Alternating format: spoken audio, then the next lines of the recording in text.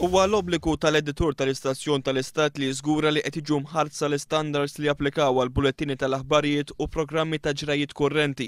Dan kien dikjarat mill-Awtorità tax-Xandir fi stqarrija li nħarġet wara li ddiskutiet il-punti li tresqu għall-attenzjoni tagħha fittra mebgħuta mill-kelliem laburista Xandir Ġino Kawki. L-Awtorità tax-Xandir qalet li fit-12 ta' Ottubru kitbet lill-PBS fejn esprimit ħassib dwar dak li jidher li kien nuqqas ta' osservanza ta' wħud mill-provvedimenti tal-kodiċi ta' prattika li applikaw għall-bulettini tal-aħbarijiet u programmi ta' ġrajiet kurrenti.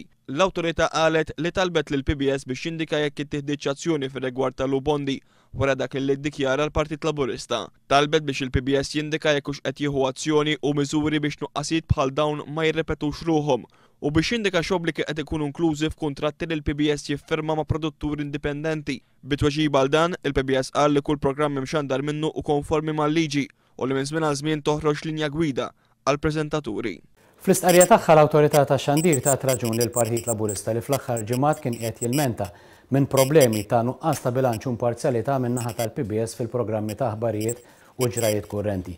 L-Awtorità qalet illi fl-opinjoni tagħha qiegħda tara nuqqas ta' osservanza ta' wħud mir-regolamenti tal-liġi tax-Xandir.